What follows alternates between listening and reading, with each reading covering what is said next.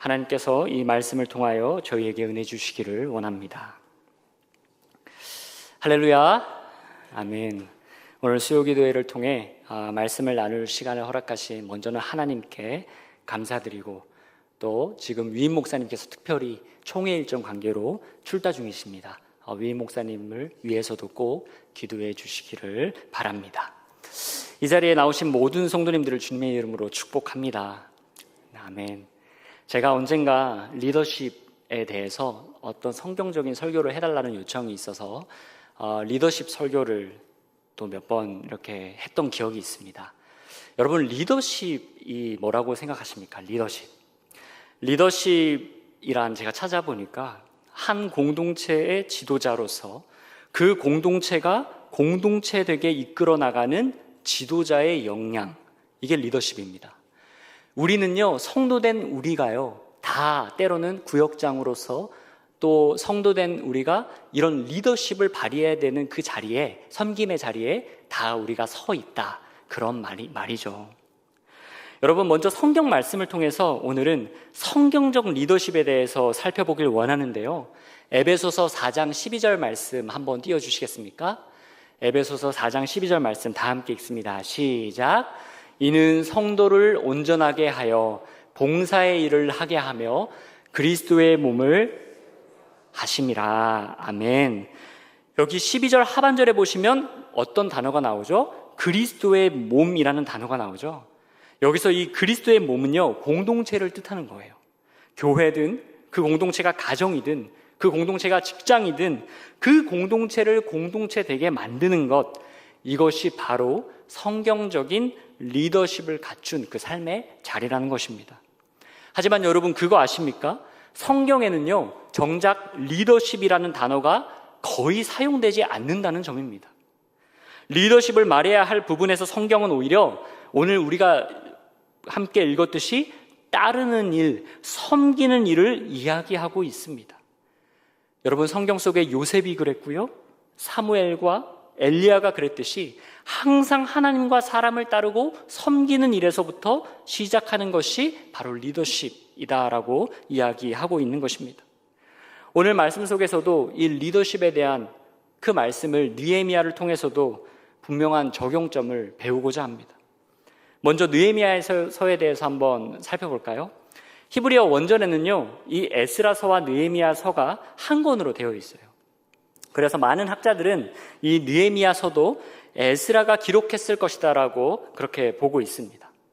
여러분, 에스라가 누구예요? 학자 겸 제사장이었죠.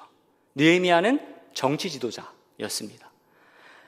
에스라는 학자 겸 제사장이었기 때문에 말씀의 회복을 위해 힘쓴 인물이라면 느헤미야는 어떤 인물이에요? 예루살렘 성벽 재건을 위해 힘쓴 사람이라고 할 수 있습니다. 하지만 이들에게 다른 어떤 사명, 소명을 부여받은 것처럼, 리더십이 부여받은 것처럼 보이는데 이들에게 공통적인 리더십이 있습니다. 그게 뭔지 아세요? 한 나라의 회복에 힘썼다는 거예요. 무너진 삶의 자리를, 무너진 그 자리를 다시 회복한다는 점에서 공통점을 가지고 있습니다. 하나님은 개인의 삶의 회복과 교회 공동체의 회복과, 그리고 더 나아가서 교회가 사회 공동체에게 영향을 주면서 사회가 올바르게 세워져 가는 삶, 이것을 오늘도 느헤미야를 통해서 우리에게 분명하게 말씀해 주시고 계신 줄로 믿습니다. 오늘 본문 말씀 느헤미야 5장으로 더 깊이 있게 들어가 보겠습니다. 느헤미야 5장은요, 성벽 건축에 있어서 어떤 갈등에 처해져 있는 상황이에요. 내부적인 갈등이 있습니다. 하지만 이 갈등의 시작은요, 느헤미야서 5장이 아닙니다. 이미 느헤미야서 4장에 가보면 산씨라는 성을 가진 사람하고 도시라는 성을 가진 사람하고 무지하게 많이 싸워요. 산씨가 누구예요? 산발랏. 도시가 누구예요? 도비야. 느헤미야 4장에 가보면 성벽 재건에 대한 외부적인 아주 피 터지게 싸웁니다. 근데 이 5장 오늘에 와서는 내부적인 갈등이 일어난 거예요. 느헤미야 5장에는 가난한 백성들이 울부짖고 원망하는 이야기가 나옵니다. 하지만 이러한 일들이요, 성경 속에서만 일어나는 일일까라고 질문을 던져보았을 때 아니라는 거예요. 우리는 삶을 살아가면서 너무나도 잘 알고 있습니다. 우리에게도 수없이 많은 외부적인 갈등과 내부적인 갈등이 계속해서 있다라는 것인 말입니다. 우리가 하나님의 뜻에 따라 살아갈 때 수없이 많은 외부적 방해와 내부적 방해가 있다는 것을 우리는 경험할 수 있지 않습니까? 그것이 교회일 수도 있고, 교회 내에서 어떠한 관계일 수도 있고, 가정일 수도 있고, 직장일 수도 있고, 또 하나님께서 나아가라 하는 그 섬김의 자리일 수도 있습니다. 오늘 성경 속 느헤미야는 그러한 상황 가운데 우리에게 던져주는 하나의 메시지가 있습니다.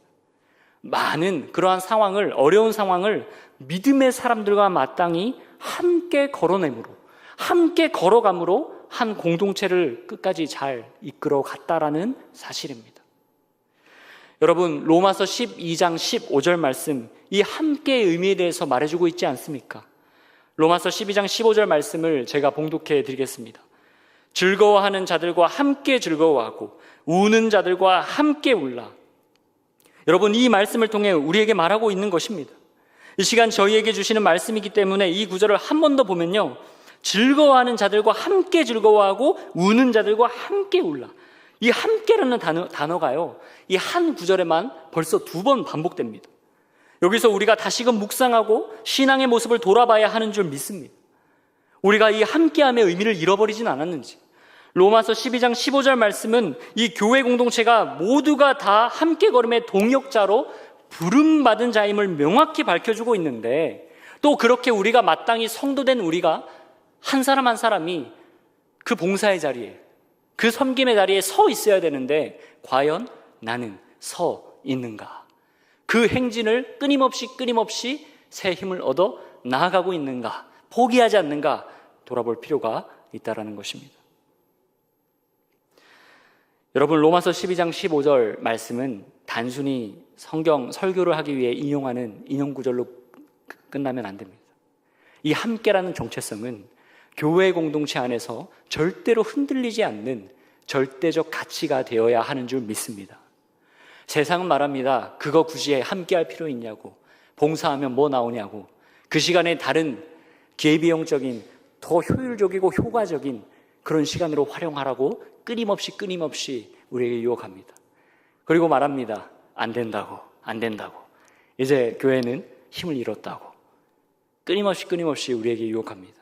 하지만 그 유혹 속에서도 우리에게 이 심령이, 이 심지가 올곧게 서 있어야 되는 이유가 바로 이 함께함의 정체성, 부르심이 있기 때문이라는 것입니다.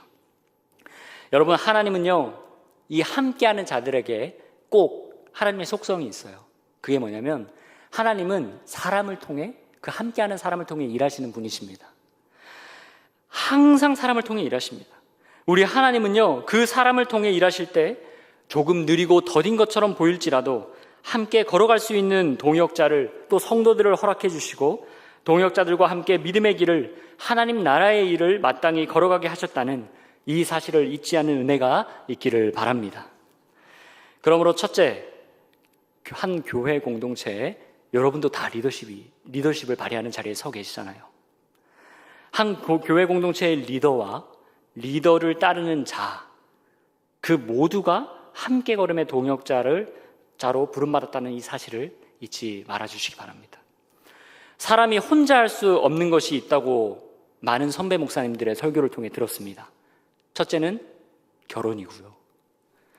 둘째는 크리스천이 되는 것이라 들었습니다.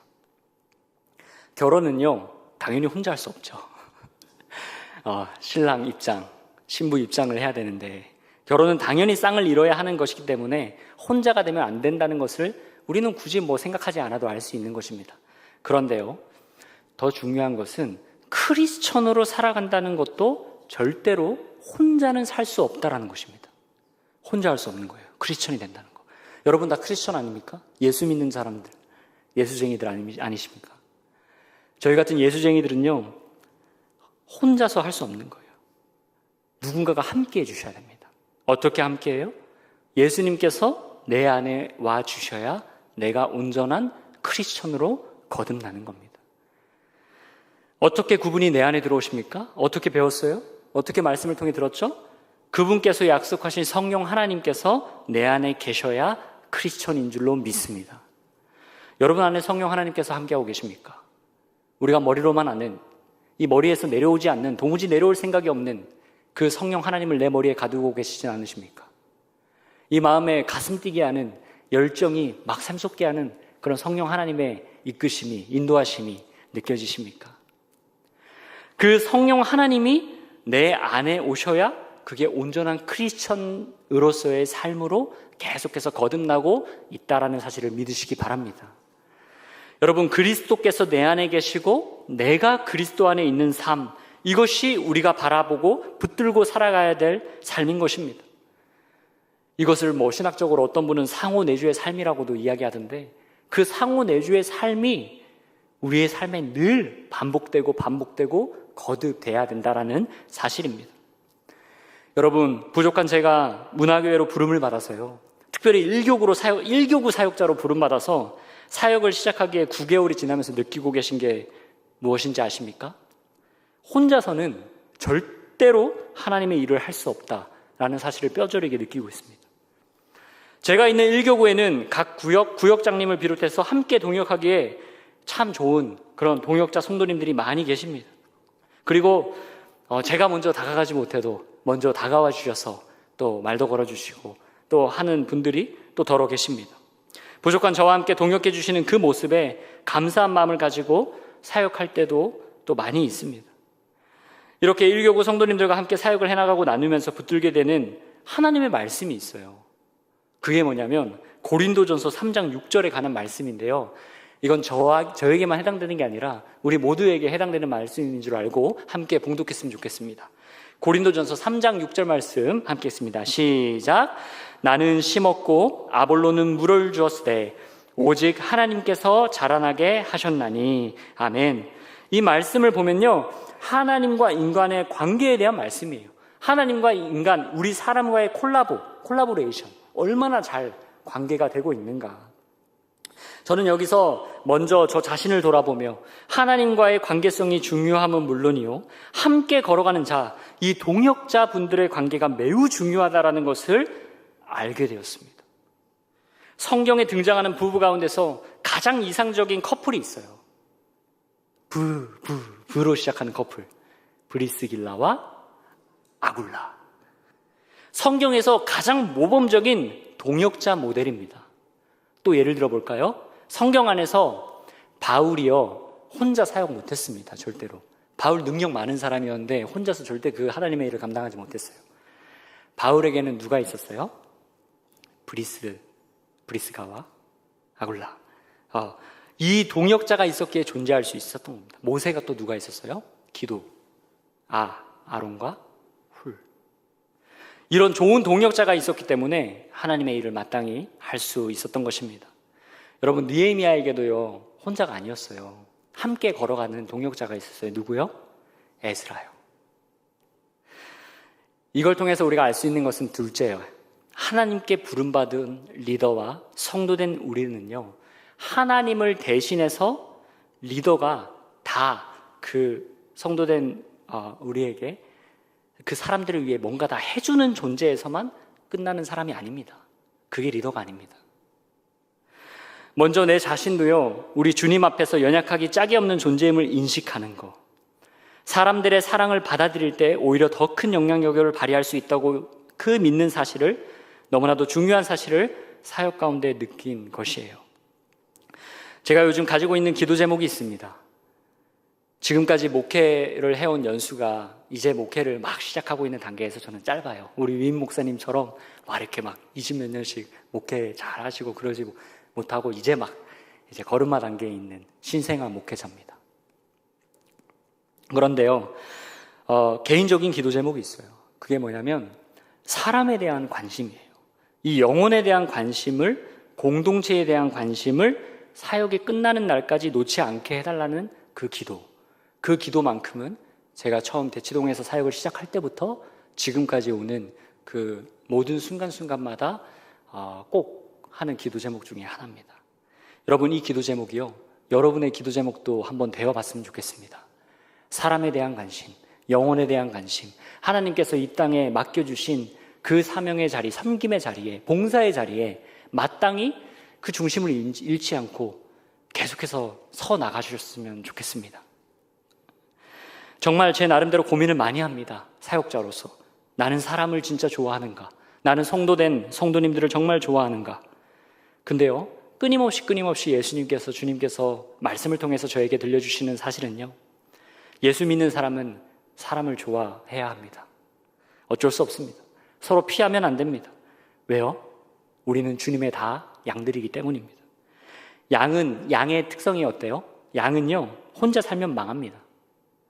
양은 떼를 지어 살아야 하는 그것이 양입니다. 생존 비법이에요. 그 양떼가 바로 우리에게 허락해 주신 여러분들에게 구역이 될 수도 있고 여러분의 삶의 자리가 될 수 있음을 믿습니다. 여러분, 그거 아십니까? 지금도 우리 주님께서는 그 양들을 찾고 계신다는 사실을요. 그래, 우리는 정말 서로 사랑하는 사람들을 많이 두고 서로 함께 주고받으며 살아야 하는 그 하나님의 자녀됨의 그 부르심이 다 여러분 한 영혼에게는 있다라는 사실입니다. 하나님은 그 한 사람을 통해서 일하실 때 조금 느리고 더디실지라도 손잡고 함께 걸어갈 수 있는 그 동역자를 허락하시고 동역자들과 함께 걸어가게 하셨다는 이 사실을 꼭 기억해 주시기를 당부드립니다. 그런 점에서 오늘 말씀 속 느헤미야는요, 그 함께 걸음의 선한 영향력을 사람들에게 끼친 대표적인 지도자예요. 느헤미야는요, 얼마나 지혜롭냐면요, 자기 혼자 일 다 하고 독선적으로 자기 아니면 안 된다는 어떤 독선을 가진 지도자가 아니었어요. 함께 일하기를 좋아했습니다. 함께 울고 함께 웃으면서 성벽을 재건하고 주님의 나라를 다시금 건설하기를 원했던 거예요. 주님의 일을 한 사람이 다 하는 것이 아님을 느헤미야는 알고 있었다는 것입니다. 여러분, 느헤미야의 위대함이요, 여기 있습니다. 여기 있어요. 지금 교회 공동체 현장으로 끌어온다면 어떤 평신도의 잠재력을 극대화시켜서 하나님의 나라를 위하여 최대치로 투자하는데 아주 탁월한 리더십을 가진 사람이 느헤미야입니다. 굉장히 탁월한 지도자라고 할 수 있습니다. 여기서 한 가지 우리가 배워야 할 중요한 질문이 있습니다. 우리 안에서 던져보아야 될 질문이 있어요. 교회 안에서 이 평신도된 여러분, 한 분 한 분 그 성도된 여러분의 위대함과 여러분의 아름다움은 어디에 있는가라는 질문입니다. 여러분, 제가 사역을 하다 보면요, 주보에도 그렇고 교육자들은 사람들에게 이렇게 알려지고 그 이름이 오르내릴 수 있는 어떤 완전 공적인 공인은 아니지만 공인과 같은 그런 대표성을 띌 때가 참 많이 있는 것 같습니다. 이름이 남는 거죠, 교육자는. 부정할 수는 없습니다. 하지만 평생을 이 교회를 위해서 헌신하시고 봉사하시고 또 그 섬김의 자리에 나아가신 평신도된 여러분, 성도된 여러분의 위대함은요, 익명성에 있습니다. 익명성. 저기 저 양화진에 가보시면 선교사님들, 제가 소년부 사역할 때 막 양화진도 자주 가고 막 그랬는데 선교사님들 막 이렇게 세워져 있고 한 곳이 있어요. 그 선교사님들도 어찌 보면 좀 이름이 남습니다. 하지만 성도님들께서는 그 이름이 남지는 않으세요. 그지만 평생을 위하여 계속해서 하나님을 위해서 헌신한 이야기는 여러분의 삶에 남아 계시지 않습니까? 그 하나님의 나라를 위해 일해 오신 그 이야기, 그 내러티브가 정말 여러분에게 위대한 가치이고 위대한 사역의 자리인 줄 믿습니다. 저는 사역하면서요, 그 평신도 분들께서 저와 함께 동역해 주실 때 굉장히 폭발적으로 사역이 진행되는 것을 경험하면서 이제껏 왔습니다. 우리 문화교회도 그런 평신도된 그런 성도님들의 어떤 봉사의 자리와 그런 부분들이 계속해서 성장해 가시고 격려가 되시고 새 힘으로 북돋아 주시는 그런 은혜가 있게 되길 바랍니다. 봉사의 자리에, 너무나도 거듭된 봉사의 자리에 혹시 지친 분이 계십니까? 그 봉사의 끈을 놓지 않게 해달라고 기도하겠습니다. 그 봉사가 되어도 그 봉사의 끝은 하나님 나라의 영광임을 기억하시고 그 봉사의 끈을 놓지 말아달라고 당부드리고 싶습니다. 이것이 평신도의 위대함과 영광이기 때문이에요. 여러분, 지난달 4주에 걸쳐서 저는 슬기로운 복음 생활을 성도들과 함께 나누는 시간이 있었습니다. 복음의 열정을 이미 가지신 분들, 그리고 갖길 소망하는 분들, 다시 한번 복음의 열매를 돌아보길 원하는 분들, 다양한 분들이 자리에 함께해 주셨어요. 이때 어떤 이야기를 나눴냐면 이 시대에 주님께서 바라시는 것은 매주일 한번 왔다 갔다 종교 생활을 하는 그 종교 생활자가 아닌 참 복음의 의미를 깨달아 주님께로 더 그 섬김의 자리로 나아가는, 그 동역의 자리로 나아가는 그 한 사람을 찾고 계신다. 이 메시지 함께 나눴습니다. 그렇습니다. 우리는 이 사람이 열쇠라고 하는 이 의식의 변화에 계속해서 민감하게 반응해야 되는 줄 믿습니다. 아, 목사님, 제가 나이가 너무나도 이제는 은퇴를 해서 더 이상 할 일이 없습니다 라고 생각하시는 분이 혹시 계십니까? 기도로 섬기는 중보기도팀이 있습니다. 새생명 기도팀이 있는 것으로 알고 있습니다. 또 끊임없이 우리 위임 목사님을 위해서 기도해 주시는 그런 자리도 허락되어 있습니다. 위임 목사님을 도와서 잘 보필해서 섬기는 우리 부교육자들을 위해서 기도해 주고 계십니까? 그 기도의 자리 너무나도 필요합니다. 그 힘을 먹고 저희 사역자들은 다시금 한 걸음 힘을 내서 일부 전진하는 것입니다. 저희들도 다 느껴집니다. 그 힘을 받고 사역한다는 것, 그것이 사역자들이 정말 사역에 몰두했을 때 저희들도 다 영적으로 느껴져요. 그러니까 그 섬김의 자리에도 무한히 가능성이 열려 계신 것입니다. 저는 이 설교를 준비하면서요, 미국에서 부흥한 10개 교회 지도자분들께서 그분들의 고견을 종합적으로 말한 책을 읽은 적이 있습니다. 부흥한 10대 교회 지도자분들께서 공통적으로 이렇게 말하고 있었습니다. 교회를 제대로 성장시키고 이 땅에 주님의 복음이 정말 넘쳐 흐르게 하려면 교역자가 사역을 평신도와 나누는 팀 리더십을 개발해야 한다는 것입니다. 그들의 고견입니다. 리더가 리더를 따르는 자에게 무엇을 해주는 존재, 거기서 끝나는 것이 아니라 그들과 함께 정녕 무엇을 할 수 있어야 한다는 것입니다. 그때 비로소 그 리더십이 발휘될 수 있다는 것입니다. 이것이 사람을 중시하는 리더십이고 함께 걸어가는 동역자의 모델인 것입니다. 여러분, 제가 학부 때 공부하면서 인재론이라는 경영학 책을 읽은 적이 있어요. 그 인재론이라는 경영학 책에서는 어떤 인력, 인적 자원의 개발에 대한 말을 중점적으로 말하고 있었습니다. 기업의 발전 비밀, 어떤 사업의 일터의 발전의 비밀은 사람에게 있는 것이지 제품에게 있는 것이 아니다. 특별히 한 경영학자는 충성심이 없는 사람은 전력이 되지 않는다. 제품 하나를 만들더라도 그 일에 충성할 수 있는 사람 한 사람을 만들어야지, 그런 사람이 아니라면 아무리 수가 많아도 아무짝에도 쓸모없는 사람의 집단이 되어버린다라고 말하고 있습니다. 여러분, 여기서 느껴지는 거 없으세요? 여기서 중요한 점이 무엇이에요? 기업의 성패와 사업의 성패도 돈이나 제품, 물론 중요하죠. 하지만 돈이나 제품이 절대적인 그게 끝이 아니라 사람에게 있다는 것입니다. 내가 누구와 함께 일하고 있는가? 내가 일되게 하는 사람과 일하고 있는가? 그 질문들 끊임없이 던지고 계신 것입니다. 여러분, 세상 사람들도 다 이렇게 삽니다. 흥망성쇠를 사람을 어떻게 만들어서 쓰는가에 달려있다라고 다 인정해요. 근데 하나님의 나라도 하나님의 일도 마찬가지 아니겠습니까? 그 원리는 동일합니다. 주님께서 우리에게 이사야 선지자를 통해서 분명히 이야기했습니다. 하나님 나라의 한 사람은 천을 당하고 만을 당하고 아무리 작은 자라도 강국을 이룬다. 또 아무리 약한 자라도 천을 당하는 생산적인 사람으로 거듭나야 된다. 제 말이 아니라 이사야 선지자가 그렇게 말하고 있는 것입니다. 그러므로 설교를 또 마무리하면서요, 하나님께 또 거듭 강조하는 것, 우리가 돌아봐야 할 것 셋째는요, 하나님께 부름받은 리더의 자리에 서 계신 여러분들과 성도된 아직까지 봉사의 자리에 섬기지 않으시는 분이 혹여 계실 수 있으니까 성도된 우리는요, 또 한 가지 기도로 함께 걷는 동역자가 되어야겠습니다. 여러분, 아무리 계획을 많이 세우고 아무리 양육이 잘 되어서 함께 걷는 팀 리더십을 발휘해도요, 기도하지 않으면요, 그것이 다 무너집니다. 왜요?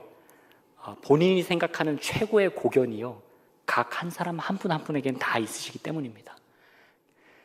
그 누가 뭐라 해도 내가 자신 있는 경험이 있습니다. 실패의 경험이 있고 성공의 경험이 있습니다. 그러면 그 경험 따라서 하시지 않으시겠습니까? 교회 일을 하는데 내가 이렇게 해봤더니 이게 맞습니다. 내가 이렇게 해봤더니 이것만 고치면 다 될 것 같습니다. 이렇게 이야기하는 어떤 유혹이 막 올라오지 않으십니까? 그러니 그 마음을 절제하고 내려놓는 그 지혜를 달라고 기도하는, 함께 거는 동역자가 되어주셔야겠습니다. 여러분, 하나님께서는 늘 우리에게 말씀하십니다.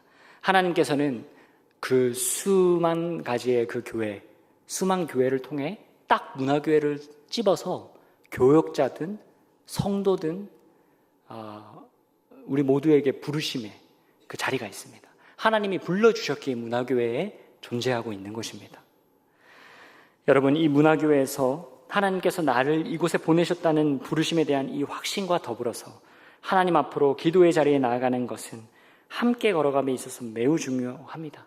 그래서 간곡히 제가 다시 한번 부탁드리옵기는 목회자들을 위해서, 특별히 위 목사님과 사역을 위해서, 또 저희 부교육자들의 목회자님을 위해서 기도해 주시는 것도, 목회자가 성도님들을 위해 기도하는 것도 그래서 다 중요한 것입니다. 함께 걷는 동역의 기본적인 것입니다. 성도 여러분, 이 모습을요 그냥 저의 부탁으로만 끝나면 아무 의미가 없습니다.